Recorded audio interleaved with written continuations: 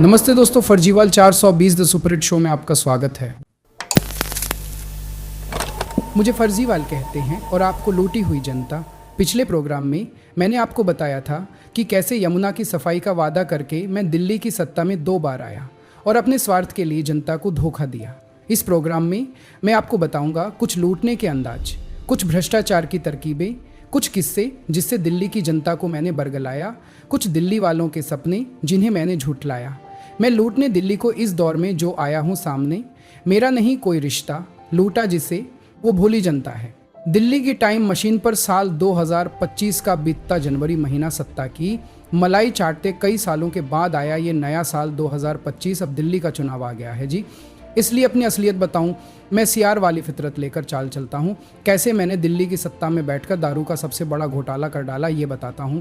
देखिए जी, दिल्ली में नशे की पर्याप्त व्यवस्था करना मेरा फ़र्ज़ है जी। मैंने दारू की एक बोतल के साथ एक बोतल फ्री देने की जो पॉलिसी अपनाई, उसका कारण ही यही था कि मैं दिल्ली की जनता को नशे के दलदल में झोंक सकूं। अपनी तिजोरियां भरने के लिए भ्रष्टाचार के पैसे भी चाहिए होते हैं जी, और मैं दिल्ली का सीएम रहूं तो मुझे करोड़ों के विज्ञापन भी देने होते हैं जी। भ्रष्टाचार की शुरुआत मैंने शराब घोटाले से की। जब नवंबर 2021 को मैं नई शराब नीति लेकर आया, तभी से मेरे दिमाग में यह ख्याल बना हुआ था कि शराब घोटाला करना बड़ा आसान है।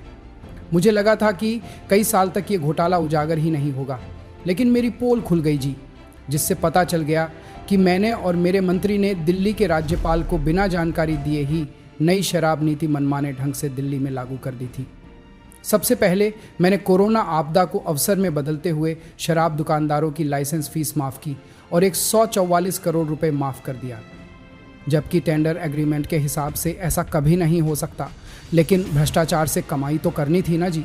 एलजी को जब मेरे भ्रष्टाचार की जानकारी हुई तो उन्होंने सीबीआई को जांच करने बोल दिया और मेरे सभी 15 भ्रष्टाचारी साथियों पर मुकदमा दर्ज हो गया जी। अब बताओ जी, मेरे लिए लालच बुरी बला बन ही गई, लेकिन न मैं जेल जाने से डरता हूँ न मेरे भ्रष्टाचारी मंत्री डरते हैं जी। आपको पता है जी कि दिल्ली में नई शराब नीति लाकर मैंने दिल्ली सरकार के राजस्व में 2873 करोड़ रुपए का नुकसान कर दिया जी। लेकिन आपने मेरे शराब घोटाले के कई खुलासे और स्टिंग ऑपरेशन तो देखे ही होंगे।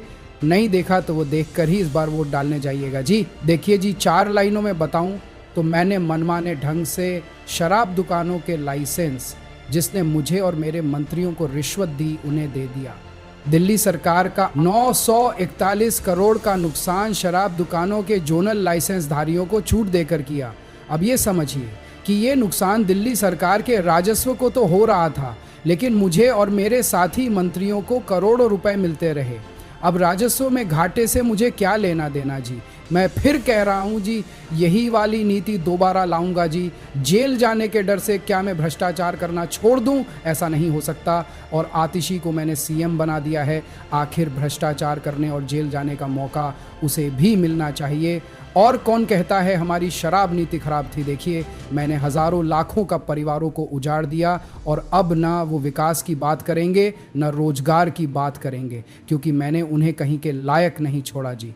ठीक है जी, अभी मुझे इजाज़त दीजिए। अगले एपिसोड में मैं अपनी मोटी खाल में जमी भ्रष्टाचार के मैल की सच्चाई बताऊंगा। नमस्ते जी।